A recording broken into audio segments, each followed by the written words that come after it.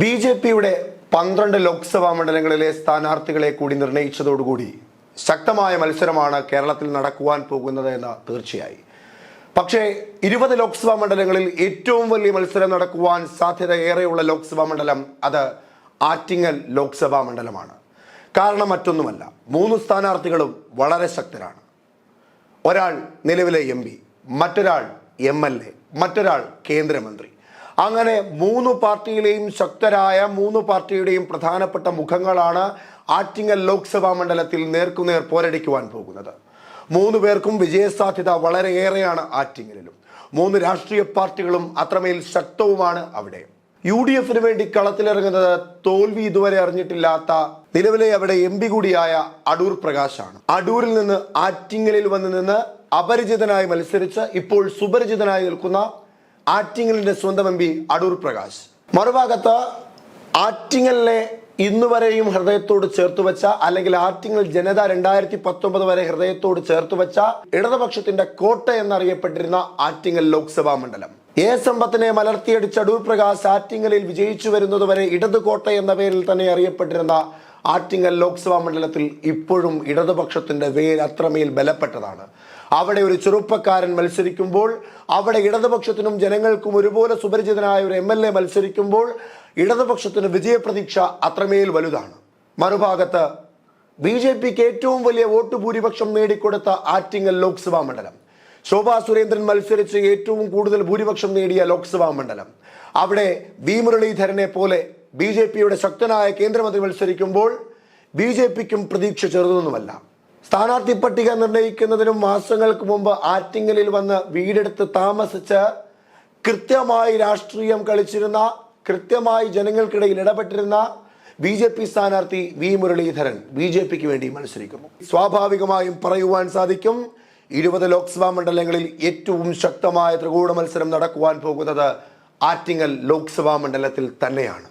1991 തലേക്കുന്നിൽ ബഷീറിനെ സുശീല ഗോപാലൻ തോൽപ്പിച്ച് കൈവിട്ട ആറ്റിങ്ങൽ 2019 അടൂർ പ്രകാശിലൂടെയാണ് UDF തിരിച്ചുപിടിക്കുന്നത്. മത്സരിച്ച തിരഞ്ഞെടുപ്പുകളിലെല്ലാം മികച്ച ഭൂരിപക്ഷത്തോടു കൂടി വിജയിച്ചിട്ടുള്ള അടൂർ പ്രകാശിന്റെ രാഷ്ട്രീയ കരുനീക്കങ്ങൾ വളരെ ശക്തമാണ്. തെരഞ്ഞെടുപ്പിന്റെ പൾസറിഞ്ഞ് മത്സരിക്കുവാൻ കളത്തിലിറങ്ങുന്ന അടൂർ പ്രകാശ് നാളിതുവരെ തോൽക്കാത്തതിൻ്റെയും ഏറ്റവും പ്രധാനപ്പെട്ട കാര്യം, ഇലക്ഷനിൽ എങ്ങനെ പ്രവർത്തിക്കണമെന്ന് കൃത്യമായി അറിയാവുന്ന തന്ത്രശാലിയായ സ്ഥാനാർത്ഥി തന്നെയാണ് അടൂർ പ്രകാശ് എന്നതാണ് അതിൻ്റെ ഉത്തരം. ഇടതുപക്ഷത്തിന്റെ സ്ഥാനാർത്ഥിയും മോശക്കാരനല്ല. 3 വർഷങ്ങൾക്ക് മുമ്പ് എറണാകുളത്ത് വെച്ച് നടന്ന സംസ്ഥാന സമ്മേളനത്തിൽ പേര് പോലും വന്നിട്ടില്ലാത്ത വി ജോയി എന്ന ചെറുപ്പക്കാരൻ സംസ്ഥാന കമ്മിറ്റി അംഗമായി, വർക്കല MLA ആയി, ജനങ്ങൾക്കിടയിൽ സജീവമായി നിൽക്കുന്ന, തിരുവനന്തപുരം ജില്ലയിൽ ഏറ്റവും കൂടുതൽ അറിയപ്പെടുന്ന ഒരു MLA ആയി നിലനിൽക്കുന്നതിൻ്റെ ഏറ്റവും പ്രധാനപ്പെട്ട കാര്യവും അദ്ദേഹത്തിൻ്റെ ജനസമ്മതി തന്നെയാണ്. വി ജോയി എന്ന ചെറുപ്പക്കാരന്, വി ജോയി എന്ന ഇടതുപക്ഷ പ്രവർത്തകന്, വി ജോയി എന്ന് പറയുന്ന MLAക്ക് ലഭിക്കുന്ന ജനസ്വീകാര്യത തന്നെയാണ് ഇടതുപക്ഷത്തിന്റെ ഏറ്റവും വലിയ കരുത്തും. BJPയിലേക്ക് വരുമ്പോൾ 2014 നടന്ന ലോക്സഭാ തെരഞ്ഞെടുപ്പിനേക്കാൾ 1.5 ലക്ഷത്തിൽ കൂടുതൽ വോട്ടുകൾ നേടി ശോഭാ സുരേന്ദ്രൻ BJPയുടെ കളം തെളിയിച്ച ഒരു ലോക്സഭാ മണ്ഡലമാണ് ആറ്റിങ്ങൽ ലോക്സഭാ മണ്ഡലം. അവിടേക്ക് ഒരുപക്ഷെ V മുരളീധരനും ശോഭാ സുരേന്ദ്രനും 2 ധ്രുവങ്ങളിൽ നിൽക്കുന്നവരാണെങ്കിൽ പോലും സംഘടനാ തെരഞ്ഞെടുപ്പിന്റെ കാര്യത്തിൽ BJPക്ക് വരാൻ പോകുന്ന ലോക്സഭാ തെരഞ്ഞെടുപ്പിൽ ഏതെങ്കിലും ഒരിടത്ത് വിജയിച്ചു വന്നേ മതിയാകൂ. അതുകൊണ്ട് പഠിച്ച പണി 18 നോക്കി ഏതെങ്കിലും ഒരിടത്തെങ്കിലും വിജയിക്കുവാൻ കഴിയുന്ന തന്ത്രങ്ങൾ പയറ്റുന്ന BJPക്ക് ഏറ്റവും മികച്ച A+ ആയ 6 ലോക്സഭാ മണ്ഡലങ്ങളിൽ ഏറ്റവും പ്രാധാന്യത്തോടു കൂടി കാണുന്ന ആറ്റിങ്ങൽ ലോക്സഭാ മണ്ഡലത്തിൽ ശോഭാ സുരേന്ദ്രൻ ഉണ്ടാക്കിയ 1.5 ലക്ഷത്തിൽ പരം ഭൂരിപക്ഷത്തെ 2019 BJPയുടെ ഏറ്റവും മികച്ച ഭൂരിപക്ഷം നേടിയ ആറ്റിങ്ങൽ ലോക്സഭാ മണ്ഡലത്തിൽ V മുരളീധരൻ മത്സരിക്കുന്നതോടുകൂടി, മാസങ്ങൾക്ക് മുമ്പ് കളത്തിലിറങ്ങി V മുരളീധരൻ മത്സരിക്കുന്നതോടുകൂടി അവിടെ ഇനിയും സാധ്യത ഏറുവാൻ പോകുന്നു, അവിടെ ഇനിയും ഭൂരിപക്ഷം കൂടുവാൻ പോകുന്നു എന്ന ആത്മവിശ്വാസത്തിൽ തന്നെയാണ് BJP നിലവിലുള്ളത്. ചിറയൻകീഴ് ലോക്സഭാ മണ്ഡലമായിരുന്നു പിന്നീട് ആറ്റിങ്ങൽ ലോക്സഭാ മണ്ഡലമാക്കിയത്. നാളിതുവരെ നടന്ന ലോക്സഭാ തെരഞ്ഞെടുപ്പിൽ 11 തവണ LDFും 6 തവണ UDFും വിജയിച്ച ലോക്സഭാ മണ്ഡലം. കഴിഞ്ഞ നിയമസഭാ തെരഞ്ഞെടുപ്പിൽ 7 ലോക്സഭാ മണ്ഡലങ്ങളിലും ഇടതുപക്ഷത്തിന് തന്നെ മേൽക്കൈ ഉണ്ടായിരുന്ന 2019 ലോക്സഭാ തെരഞ്ഞെടുപ്പിൽ നെടുമങ്ങാട് ഒഴികെ ബാക്കി എല്ലാ നിയോജക മണ്ഡലങ്ങളിലും UDFിനായിരുന്നു മികച്ച ഭൂരിപക്ഷം ഉണ്ടായിരുന്നത്. പക്ഷേ 2021 നിയമസഭാ തെരഞ്ഞെടുപ്പ് നടന്നപ്പോൾ 7 നിയമസഭകളിലും 7 നിയമസഭാ മണ്ഡലങ്ങളിലും വിജയിച്ചു വന്നത് ഇടതുപക്ഷം തന്നെയായിരുന്നു. അവിടെ ഒരിടത്ത് പോലും UDF മുൻപിൽ വന്നില്ല. ഈ സാഹചര്യത്തിൽ ഇടതുപക്ഷത്തിന് അത് നൽകുന്ന ആത്മവിശ്വാസവും ചെറുതല്ല. പക്ഷേ അടൂർ പ്രകാശ് എന്ന തന്ത്രശാലിയായ രാഷ്ട്രീയ പ്രവർത്തകൻ, നാളിതുവരെ തോൽവി അറിഞ്ഞിട്ടില്ലാത്ത അടൂർ പ്രകാശ്, നാളിതുവരെ തോറ്റിട്ടില്ലാത്ത സമ്പത്തിനെ മലർത്തിയടിച്ച അടൂർ പ്രകാശ് കോൺഗ്രസിന് നൽകുന്ന കരുത്തും ആത്മവിശ്വാസവും ചെറുതൊന്നുമല്ല. അടൂർ പ്രകാശ് തന്നെയായിരിക്കും ആറ്റിങ്ങലിൽ ഇക്കുറിയും ഇടതുപക്ഷത്തിനെ എതിർക്കുവാൻ കളത്തിലിറങ്ങുന്നത്, BJPയെ മലർത്തിയടിക്കുവാൻ കളത്തിലിറങ്ങുന്നത്. അതുകൊണ്ട് അടൂർ പ്രകാശ് നൽകുന്ന ആത്മവിശ്വാസവും ആത്മധൈര്യവും ചെറുതൊന്നുമല്ല UDFന്. 2019 ലോക്സഭാ തെരഞ്ഞെടുപ്പിൽ അപരിചിതനായി മത്സരിച്ച് നിലവിൽ സുപരിചിതനായി മാറിയ അടൂർ പ്രകാശ് കഴിഞ്ഞ ലോക്സഭാ തെരഞ്ഞെടുപ്പിൽ നേടിയത് 3,80,995 വോട്ടുകളായിരുന്നു.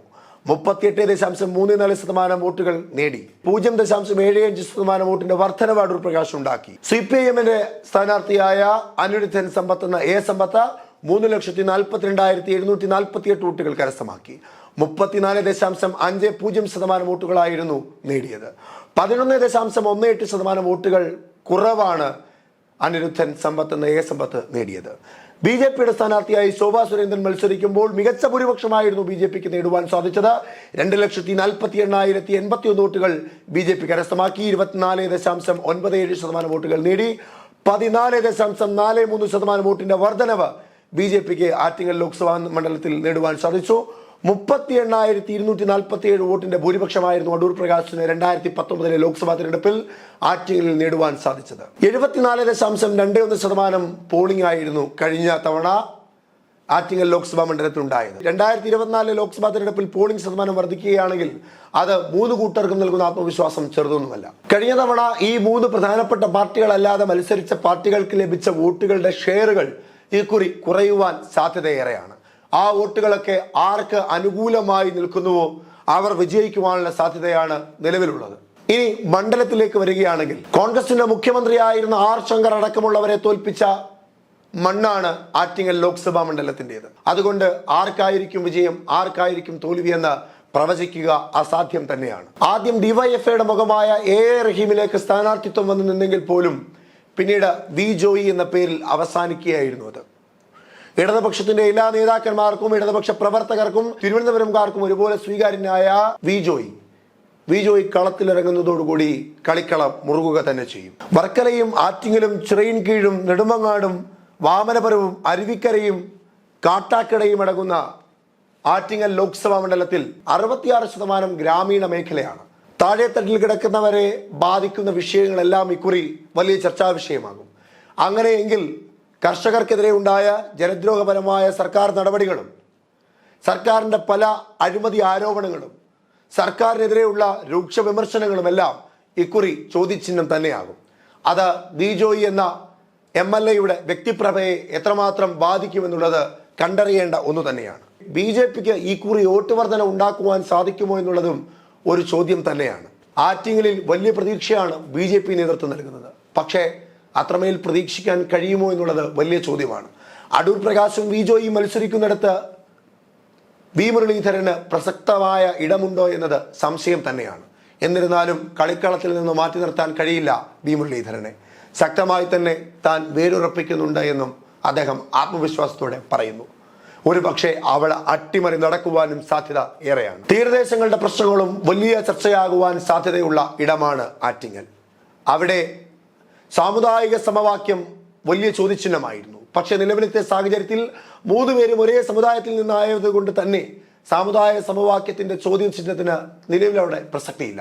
1957 MK കുമാരൻ കമ്മ്യൂണിസ്റ്റ് പാർട്ടിക്ക് വേണ്ടി നേടിയ 98,601 വോട്ടുകളായിരുന്നു മികച്ച ഭൂരിപക്ഷത്തിൽ റെക്കോർഡായി നിലവിൽ നിൽക്കുന്നത്. സുശീല ഗോപാലൻ നേടിയ 1,106 വോട്ടുകളായിരുന്നു കുറഞ്ഞ ഭൂരിപക്ഷമായി നിലനിൽക്കുന്നത്. നിലവിൽ VMR മോഡ് ഓഫ് സ്റ്റേറ്റ് സർവേയുടെ അടിസ്ഥാനത്തിൽ 3 പാർട്ടികൾക്കും ലഭിച്ച വോട്ട് ഭൂരിപക്ഷം ഇക്കുറി കൂടുവാനാണ് സാധ്യത ഏറെ.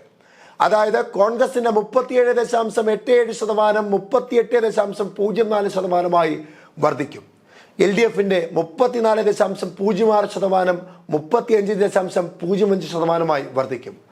0.49% വർധനവ് BJPയുടെ വോട്ടിൽ ഉണ്ടാകും. 2.99% UDFും LDFും തമ്മിലുള്ള വോട്ട് വ്യത്യാസം. വിജയിക്കുവാനോ രണ്ടാം സ്ഥാനത്തേക്ക് എത്തുവാനോ സാധ്യതയുണ്ട് BJPക്ക്. പക്ഷേ അതിനുള്ള കടമ്പകൾ ഇനിയും നിരവധി കയറേണ്ടതായുണ്ട്. 5 തവണ MLAയും 2 തവണ മന്ത്രിയുമായ അടൂർ പ്രകാശ് 2019 ആദ്യമായി MP ആയതോടുകൂടി MP എന്ന തലത്തിൽ ആറ്റിങ്ങലിൽ ശോഭിക്കുവാൻ കഴിഞ്ഞു എന്നുള്ളത് ചർച്ചയ്ക്ക് വിധേയമാക്കുമ്പോൾ അവിടെ കോൺഗ്രസിന് അടിപതറുമോ ഇല്ല അടിയുറച്ചു നിൽക്കുവാൻ സാധിക്കുമോ എന്നുള്ളത് വരും ദിവസങ്ങളിൽ കണ്ടറിയുവാൻ സാധിക്കും. വർദ്ധിച്ചു വരുന്ന വോട്ട് ഭൂരിപക്ഷത്തിനേക്കാൾ കൂടുതൽ ഭൂരിപക്ഷം നേടുവാൻ മാസങ്ങളായി തമ്പടിക്കുന്ന വി മുരളീധരന് ആറ്റിങ്ങലിന്റെ ഹൃദയം തൊട്ടറിയുവാൻ കഴിയുന്ന സാഹചര്യത്തിലേക്ക് വോട്ട് വർധന ഉണ്ടാകുമോ?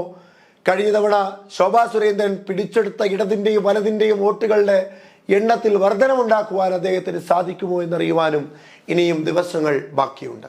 ഇടതിന്റെ കോട്ടയായിരുന്ന ആറ്റിങ്ങലിൽ അടിമുടി പതറാതെ ജോയി എന്ന കരുത്തനായ ചെറുപ്പക്കാരൻ സ്ഥാനാർത്ഥിയാകുന്നതോടുകൂടി ആദ്യഘട്ടം മുതലേ കോൺഗ്രസിന്റെയും BJPയുടെയും സ്ഥാനാർത്ഥിയെ പറ്റി ഏകദേശ ധാരണ ഉള്ളത് കൊണ്ട് തന്നെ ഇടതുപക്ഷത്തിന്റെ സ്ഥാനാർത്ഥി ആരാണ് എന്ന് അടിസ്ഥാനപ്പെടുത്തിക്കൊണ്ടായിരുന്നു അവിടെ ത്രികോണ മത്സരം നടക്കുമോ ഇല്ലയോ എന്ന സംശയം ഉദിച്ചിരുന്നത്. ഇപ്പോൾ സംശയത്തിന്റെ ഒരാവശ്യകതയുമില്ല. അവിടെ നടക്കുവാൻ പോകുന്നത് ത്രികോണ മത്സരം തന്നെയാണ്. നിലവിലെ MP ആയ അടൂർ പ്രകാശ്, വർക്കല MLA ആയ ജോയി, കേന്ദ്രമന്ത്രിയായ വി മുരളീധരൻ നേർക്കുനേർ പോരാട്ടം തന്നെയാണ് ആറ്റിങ്ങലിൽ നടക്കുവാൻ പോകുന്നത്. അതിൽ ആര് വീഴും ആര് വാഴും എന്ന് അറിയേണ്ടതായുണ്ട്. നിങ്ങളുടെ അഭിപ്രായം കമന്റ് ബോക്സിൽ രേഖപ്പെടുത്തുക.